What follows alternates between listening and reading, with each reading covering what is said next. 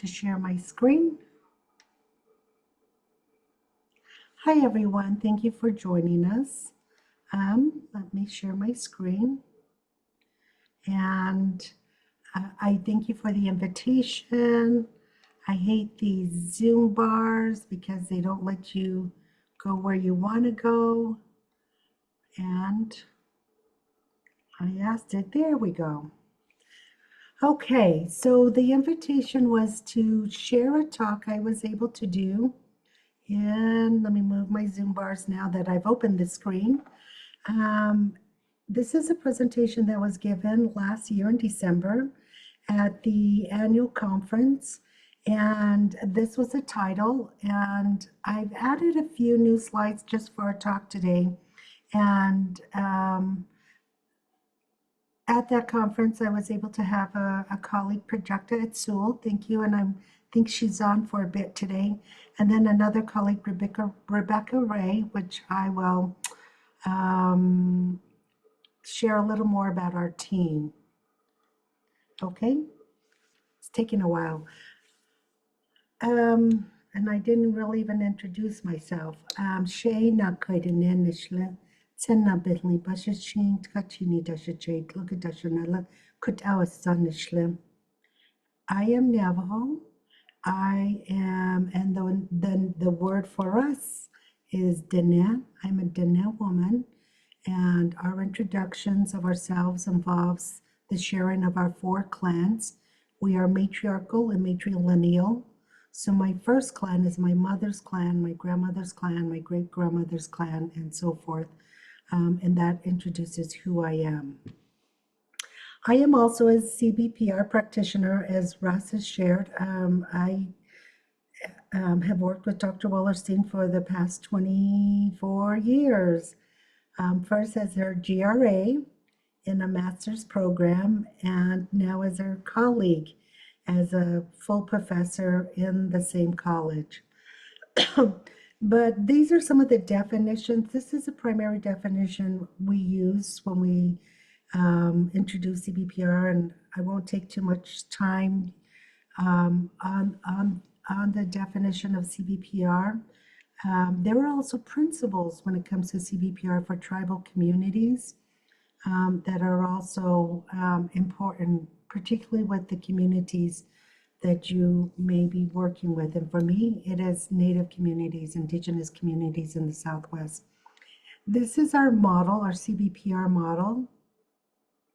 And it's really, if you look at this model, it's really being attuned to the contextual areas you may be going into when you're partnering with communities, and then the contextual issues for where you are within the academy. Those are 2 areas that are very important.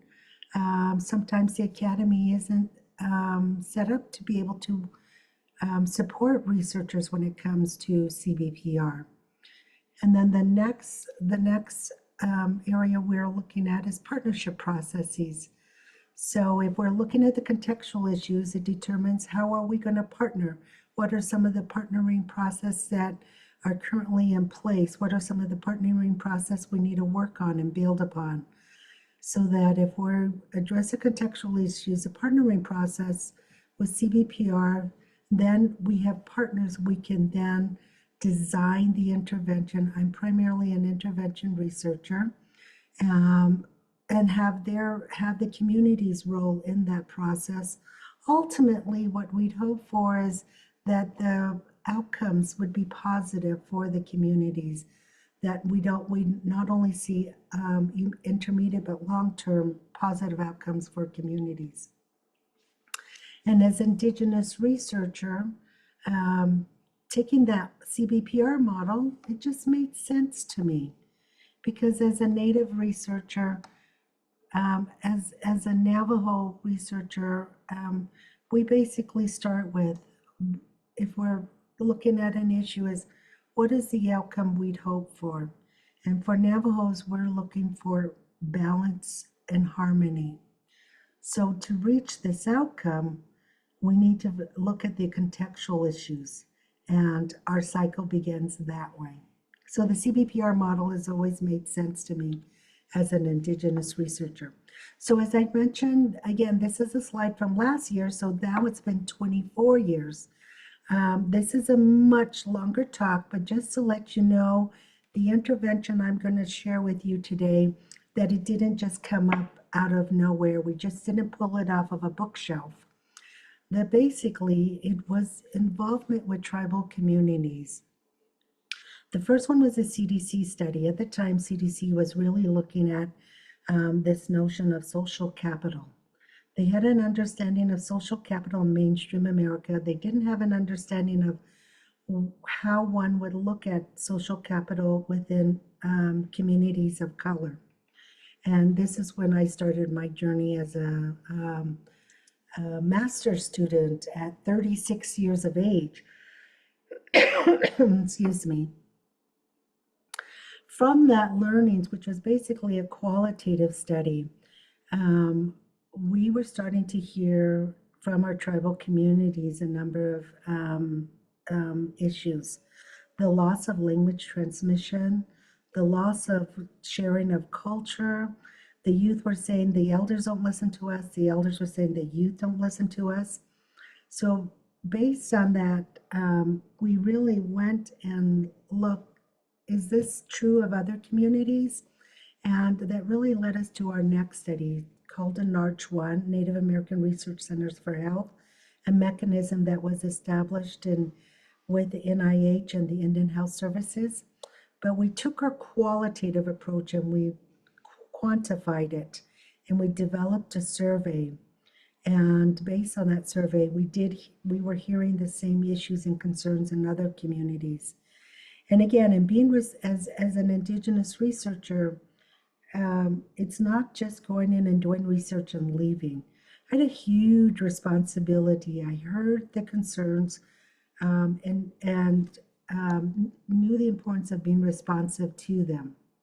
And in being responsive to them, it also was, okay, what can we do next? And our next step was really going to the literature and looking and seeing what is happening across Indian country. Are there other researchers who are dealing with this issue? And if they are, how are they? What are some of the approaches they've used? And we came across this researcher, Dr. Les Whitbeck, and he took a mainstream program. He was working with the Ojibwe Anishinaabe people who were saying the same things to him. And he took a mainstream program and he adapted it to their tribal community. So we approached Les and his tribal partners and we said, Les, would you share a little more about your work? And they said, sure, we'd be happy to. So we went, based on our tribal partners we had previously worked with, we approached them and we said, based on these issues and concerns, this is a huge area. How do you even tackle this? But based on Les's work, he had developed an intervention targeting middle schoolers, finding no difference, then went to late elementary age. So our study, based on Les's recommendation, was to develop a family program. And with that family program, we developed a Navajo curriculum and a Pueblo curriculum. They piloted twice. They loved the program. But while we were doing this, by this time I was a doctoral student, and our friends, our Apache friends on the South said, hey, we hear what you're doing with the Navajo and Pueblo community. How about us? So for the next study, the NARCH-5, I became the PI of this study, and we developed an Apache version of the intervention. So with that, again, we're partnering with community tribal members who run programs within their communities, who have taken programs off of the bookshelf, who've taken SAMHSA interventions. And open the book and have a sense of, okay, this is what they need to do, but they didn't really have the sense of what does it look like when you run it? What does it really, how do you, what is the interact, what, they just had tons of questions. So they were really interested in, can we take our program and can we develop it as an evidence-based program? And that was really there, again, being responsive to this community. We rolled the 3 curricula into an RO1 study, and we said we're going to implement and evaluate, rigorous evaluation. We had very positive outcomes. We are still working on this paper. And at the end of this study, we said, okay, the next step is we develop an evidence-based program. The next step for us was implementation science. And I'm an intervention researcher, and I didn't really have an idea what implementation science is. And Prajakta, if you're still on, she's probably would agree with me. She's my colleague in this area. So what we did was we wrote the RO1, and we had specific aims. Again, being an implementation scientist, we went to being an intervention researcher, we went to the D&I literature and we read and read and read, and we just, and I reached out to other implementation scientists and I asked for direction, guidance, give me something. But then I was just given more papers to read. But as we were reading, we came across the ISF framework. And it kind of made sense to us. And we're CBPR practitioners, my team and I. And we said, can we marry the two? And that's really how we wrote this study. We're going to marry our CBPR model with the ISF framework. We're going to explore and assess the implementation with 3 new tribal communities. As you can recall, we already had Apache, Pueblo, and a Navajo partner. But we're going to see what we test this in our 3 new communities. And to give you a sense of the 6 tribal communities in this study, I'm here in Albuquerque. Here's a map of New Mexico. The red are tribal lands, and our 6 partners, we have a Pueblo partner just north of us. Our Jemez partners, our longstanding partner. Our newer partner is called Rama Navajo. It's a Navajo community. We have Rama Navajo here, and then we have another Navajo community and our Apache community. So if you look at this map, this is 3 hours this way, and this is just shy of 3 hours this way. So we're traveling across the state for this study. So for this study, we have 3 longstanding tribal partners. We have 3 new tribal partners who, in this study, we said they would develop their CAB, Community Advisory Boards. And then this team is, I'm in the College of Population Health. I have a colleague from the College of Education and Human Sciences here at UNM. And then Prajakta is from the Comprehensive Cancer Center. So we have a multidisciplinary team. And this photo is of all of our partners coming together for the first time in 2022, because again, this study got funded during COVID. And again, if you need to interrupt me. If you have questions, I'm fine with that. And then just let me know how I'm doing with time. So as I'm working with tribal partners, I'm very transparent. Again, with CBPR, your partner should be involved in every step of the process, including the grant writing. And they're partners, but you have new individuals who aren't part of that process. But I continuously share with my partners the aims of the study.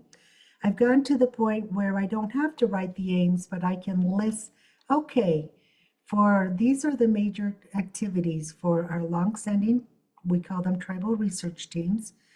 Their three main activities for the study is for them to implement their program. While they're implementing the program, it allows for observation by the new community, and then they also are the coaches. So for new communities, what their major one activity was to develop a CAB, a community advisory board, then adapt the intervention to their community, and then implementation. So our longstanding tribal partners are Rayma Navajo as an example, them as coaches. So they ran their program and they demonstrated it. So I'm sitting in the back with the other new tribal partners, and they're watching the demonstration of the program. And then our coaches are also then sharing, if you were a participant in this program, they shared what did it feel like to be a participant and ran an activity, a session with them. And then there are also coaches here. So for our newer tribal community, their one big job first activity was to develop their community advisory board. Again, this was in a time of COVID. And for this community, we actually had to have our CAB meetings an hour away from their community. Because of the restrictions of COVID, they didn't have meeting rooms large enough for it to meet. So we would meet on a UNM branch campus, and we use their classrooms. So this is them organizing themselves as board members. Once they develop their CAB, their next main activity again is adaptation. So for this study, we had developed a boilerplate curriculum, and it was informed again by the Apache, Navajo, and Pueblo curriculum. But then as we were going through adaptation, I also shared the Rayma Navajo version. This is another Navajo community, but they're like an hour and a half in distance. So they're not very close to each other. And they end up liking this version, and they end up taking it and adapting it. And again, this is a 12-session program targeting 4th, 5th, and 6th grader and a parent. So these are the new CAB members as learners. They got to observe what it looked like for one of the tribal the TRT community to run their program. They got experiential learning. This is them as CAB members being a participant in a session. And they've got a lot of training. So I do a lot of training, ethics and research, facilitation training, CBPR. What is CBPR? We're involved in a CBPR study. What does that mean? And then, although I can't see it very well, but on the bottom, they at some point also started to present at research conference with me. And they're really proud. This is them presenting to the annual Native Children Research Exchange conference that is held in a suburb of Denver. They did a really great job. How am I doing on time? I know we did get a late start. I think we're doing fine so far. Maybe another 10 to 15 minutes. We should pause open it up for questions then. But so far, I think we're doing great. Okay. So some of the successes and challenges during adaptation, these are their voices. What worked for them was they were motivated that ultimately what they were developing would benefit families in their community, that having individuals who worked in the schools and with kids was really helped the community as they were working on implementing adaptation. Having elders who practice the Diné tradition to continue the teachings. for them, having the boilerplate or the novel version really helped them.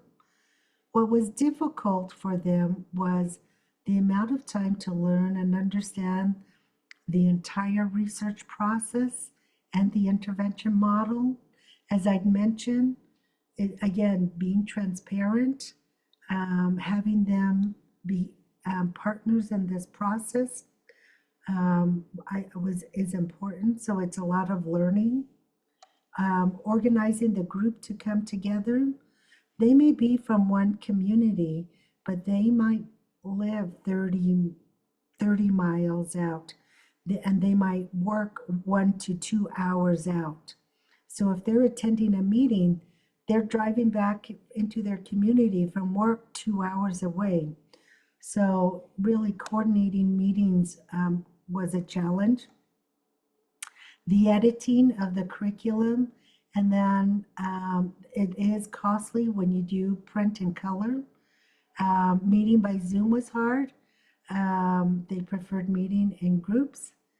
And then again, it was just during the time of COVID was difficult.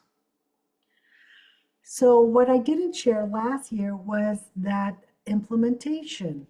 This is this community implementing their program for the very first time from families they recruited. And this is a session in their community. They held their first session. They recruited at the end of July this year, and they've been running their program, again, 12 sessions through August, September. They held their last session, second to last session in October, and they'll have their final session. I think they decided November, only because as part of this program, the participants, they conduct what we called a community action project. They decide on something to work on in their community, and then they'll present at the last session. Okay, so for implementation scientists, what does this mean? And I look to my colleague, how do you share this back with the scientific community? So what does she do? She pulls a framework, and I'm looking at it as a CBPR practitioner like, what does this mean? But she then took it and said, okay, this is what it would look like. The Family Listening Program is a 12-week community-based program. It is facilitated by the community members with families. And so in this framework, we talked about when were the adaptations made, what was planned, what was modified, what were the contextual modifications, at what level of delivery. For the sake of time, I will go ahead and move on. I do have a couple different slides. So seeing that the communities are loving the program, are liking what they see regarding the participants, are very interested in sustaining their program. Our tribal TRT communities and our coaches, how they've been able to sustain their program is to obtain leadership. And for them, leadership has really supported even the creation and funding of a health prevention program. And the Family Listening Program is just one of the programs they offer. They use the curriculum they develop. They use it in other programs. For one of our communities, they have a summer program with kids. They get 100 kids throughout the summer, and they just take pieces of the programs. They have kids from elementary to high schoolers to college students, and they're able to just also use the curriculum as part of the program. And they've been able to also get external funding. So our CAB communities are now reaching out to leadership, have been reaching out to leadership and looking at how can we sustain this program. We've created it, now we want to keep it here. So I guess I will stop there. Um, there's a lot more in this talk that I didn't share, but I'll open it up for questions now. And um, I'm trying to look at the chat if there was any questions there. Did anyone have questions? And I see Projector added a lot to the chat as well. Yeah. I don't know we have, from what I've seen, any key things, but you're right, Projecta added some really helpful comments. Let me just start, if I can, by following up, inviting both you and Projecta to comment. But you commented on this, having the community action project. I really liked that notion that kind of tailoring it, the tribe, rather than just having, here do we have the protocol that you're going to do, but to really localize it with the community action project. And Projecta mentioned in there that a lot of this evolved, if I understood correctly, into the communities actually coaching each other, learning together, rather than so much you're like teaching them, as that evolved over time. And I'd love for either of you to just discuss that a little bit more, expand on that. Thank you for the question. So, um, as the UNM team, we don't we don't go in and run the program. We train the local partners. They've developed the curriculum, and we train them as the facilitators so that they are able to run the program without assistance. Even if I stepped in as a UNM team member, I've never run the program in any community. So the coaches who run these knew what the communities were dealing with because they facilitated their own program. So I remember the first night for that newer community that was going to run the program. I was there, and the coach community was there, and they said, "Sit down, let them do it." I said, "I just want to help them because they're." She goes, "No, let them figure it out." And she really just, she was there. She was there when they needed it, but she said they're not going to learn if they don't do it themselves. Mhm. And they've since run with it. I mean, they're feeling confident. They've got support there in the room, and I think that's what now the coaches don't even show up by session 11 because Ah, they don't need the coaching. They didn't even by even before halfway they didn't need the coaches. Projected, that's do you want to add anything? That's great. Your last comment that they didn't even need the coaches, and I think that bodes so well. You already described some neat things about the sustainability there to integrate, but I think that's probably a really great indicator, the fact they don't even need the coaches anymore in terms of predicting long-term sustainability. You So know, and they don't even need the UNM team. I go out every week, but what I do is I just bring food. a I bring the meal, dinner. It's a dinner program, so I bring the meal. That's great. I also think that maybe from limited experience I have with different groups, that may be almost a universal, generalizable factor that if you bring food, particularly appropriate food, that's there. I think that's a great learning. Catherine Bloom also had a question to describe a little bit more. She, as I was fascinated about, you presented two different curricula at the start, and then the private participants talked about it, and then one was ultimately chosen, of course. And she was wondering about what were the key contextual factors, issues that influence that decision about why they went with one rather than the other. You know, that's a really good question, and it varied by community. So the community that I shared with you is the Navajo community. So and they have other jobs, you know, they might be teachers, they might be health providers. I mean, they have other jobs. So looking at a curriculum, did it make sense to them other than the teachers? So when they saw the Navajo version, that was helpful and made sense to them. Our boilerplate gives suggestions, um, but our Pueblo community, our newer Pueblo community, their team is made up of primarily language teachers.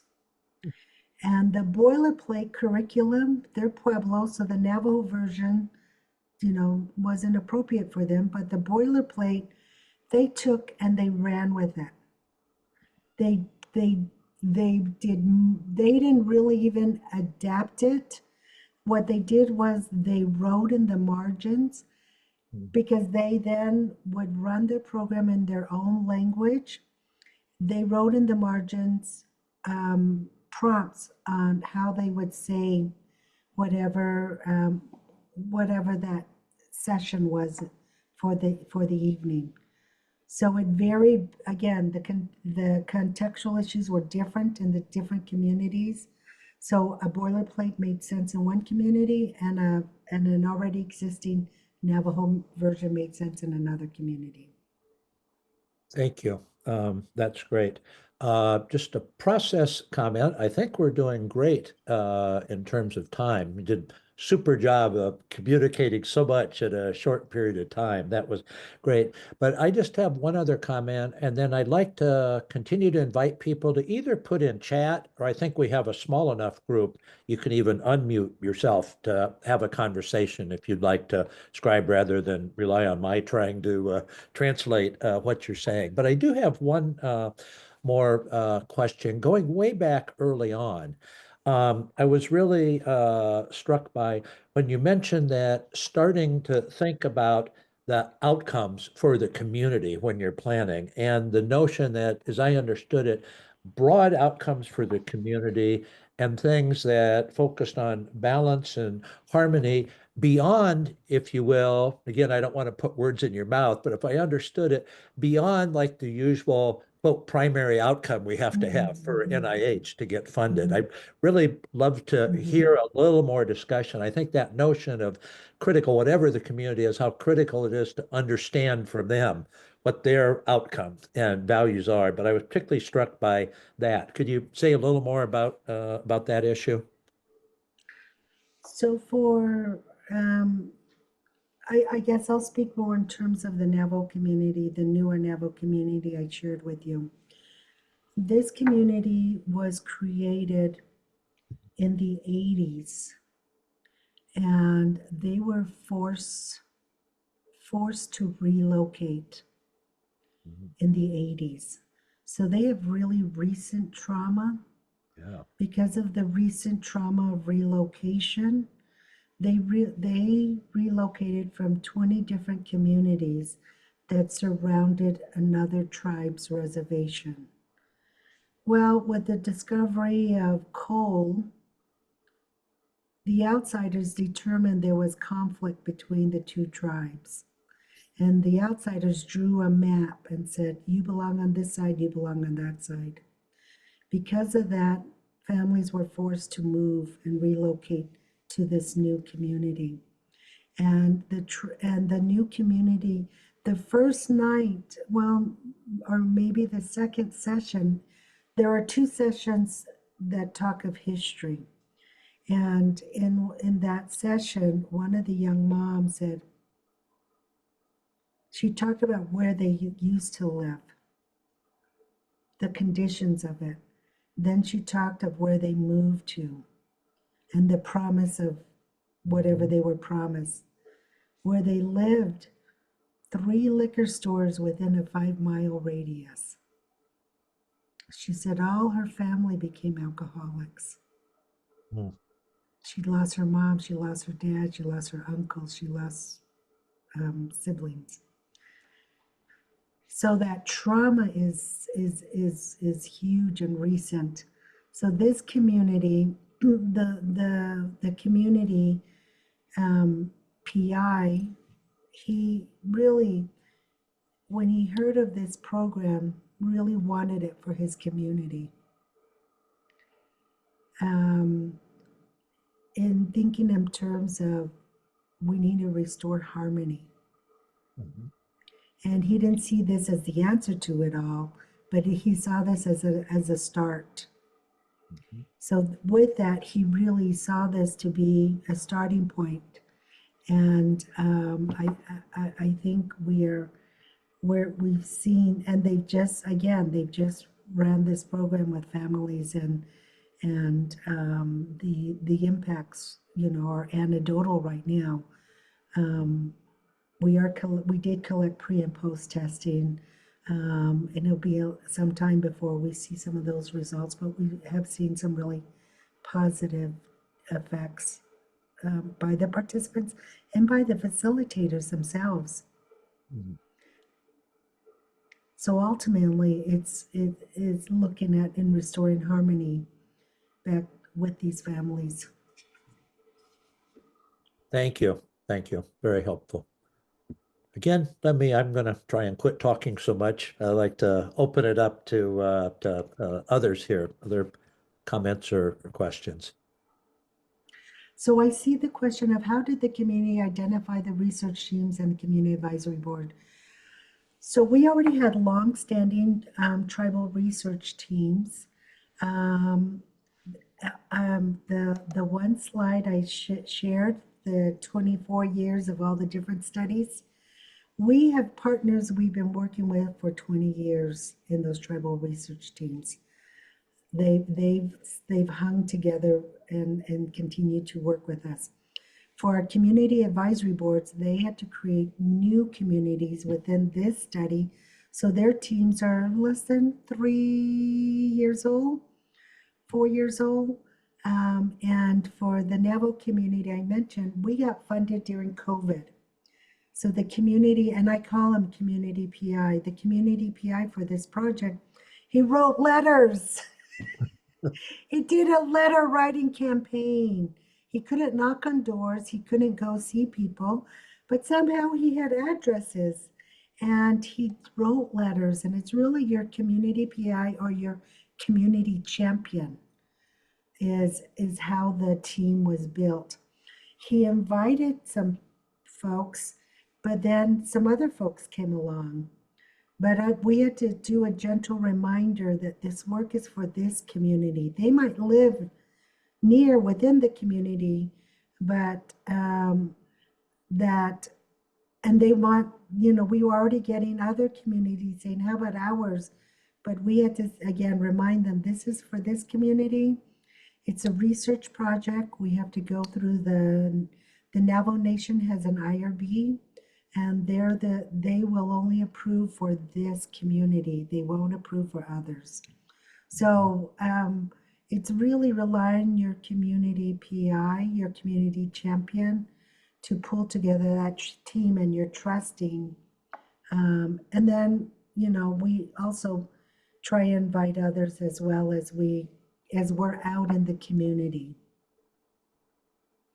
And you're just pleased with whoever comes and continues to come. Mhm.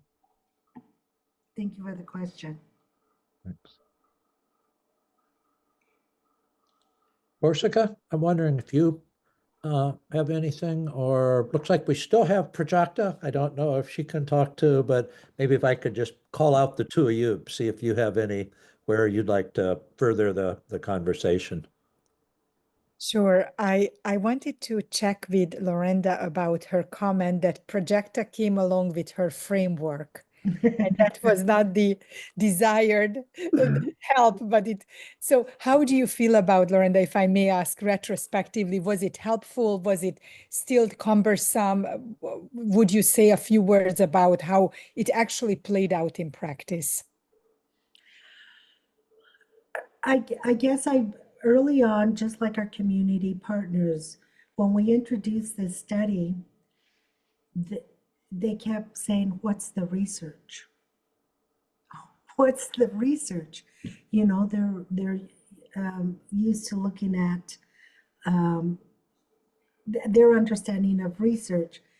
When we had to share back that the research is really just looking at how the processes they're going to be involved in creating their program, the processes of them being coached, the coach's experience of being the coach. I think it was getting over that understanding. I'm still confused by D&I.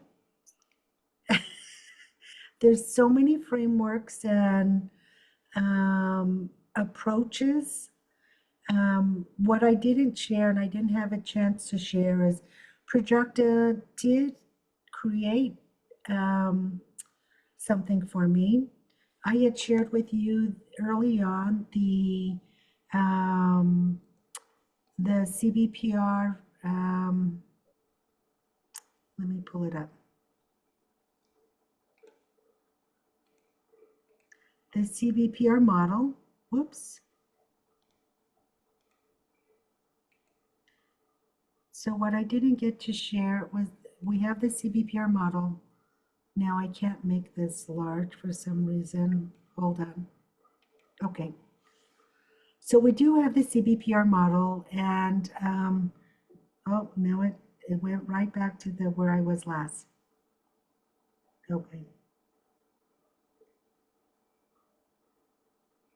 Okay. My clicker, okay. So what Projecta was able to do was we at CBPR, we're bringing our CBPR approaches into this work. So what she's done is she's redone this model, but in not only can we do this with intervention research, but she's created another box down below here for implementation research. And then the parts and pieces of the implementation piece of research so that we can continue to be CBPR practitioners and do implementation science as well. I was looking for that slide. I didn't pull it up for this soon enough. So I think it's her also. I think it's a good question for her, how she's been able to, as an implementation scientist, work with CBPR researchers. Well, the good thing is I am also a CBPR practitioner, so it has helped to bring that lens together. And I just put it in the chat how we are conceptualizing the model a little bit in terms of adding to this idea of intervention research and understanding of the implementation processes and outputs as well, right? So context matters both in CBPR and in implementation science. Partnerships matter both in CBPR and in implementation science. Might we just encourage all of our CBPR practitioners as well as our implementation scientists to consider both the intervention and the implementation context in terms of their processes, their outputs, and then be a little more explicit in how we are achieving some of the sustainability and scale up outcomes, right? So I don't think it's rocket science. Nothing is new, but it's just I feel like we're trying to bring and recognize the decades of well-established CBPR models and frameworks, and how can they inform implementation science adaptations. I feel like just to put a little plug is there's so much learnings that we can have from applying these frameworks and really understanding it from the community and the partnership processes, which is where our focus in this R01 has been, is really understanding the process a little bit more deeper. And hopefully that we can then be a little bit more informed in our future scale up sustainability trials, right? So it's a very systematic approach that we are hoping to promote. And in the same time, with both of our mentor, Nina Wallerstein, encouraging us to always engage in a reflective dialogue about what are our learnings and how do they show up in our research, our work, our practice together. Great. If I can just follow up with one last question, maybe a long answer, but we'll see. Prajakta, I was interested, you used frame to talk about the adaptations, and I'm just wondering, were members of the community involved with that, or was that pretty much something that the researchers did? I'm asking because sometimes I've had trouble communicating the language and things to some of our partners. 100%. Even more of a unique Oh no. context. We weren't able to really record and synthesize any information. Oh,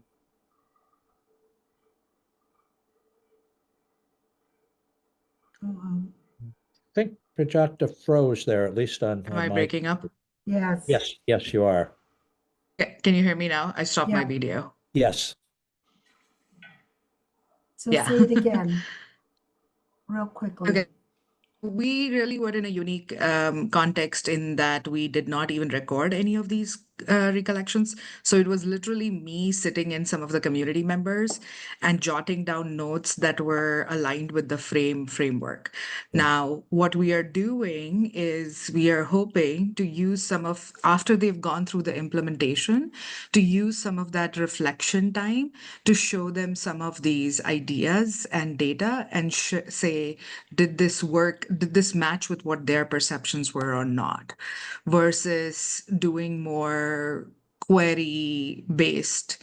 I mean, we've come up with like we do the usual plus deltas. So like what worked, what didn't work, what would you change?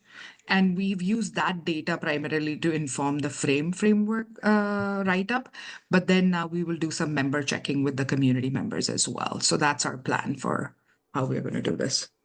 Great. Thank you very much. So I'm going to turn it back to Borsika here, but just want to say thank you to both of you, Lorenda and Prajakta, today. This has been really very helpful. I just really appreciated the kind of in-depth story of how this went on too, in addition to here are the data. But Borsika, last words? Just deepest gratitude for Lorenda's time today and Prajakta for also joining us. This was fantastic. I was honored to have heard this presentation a few months ago in Berkeley, and it was still giving me fresh ideas today. So thank you so much, Lorenda. And I hope that we get to bring you back in the future for additional work to hear about those. Everyone else, thank you for being here. We had a successful, uneventful meeting, which we love after last week's excitement. We are going to see you November 18 next time with Monica Perez-Yuales about the function and form, a new web tool. So please come. And then we will look forward to connecting with many of you in DC as well in person. So thank you so much. Have a good month and then see you in about a month.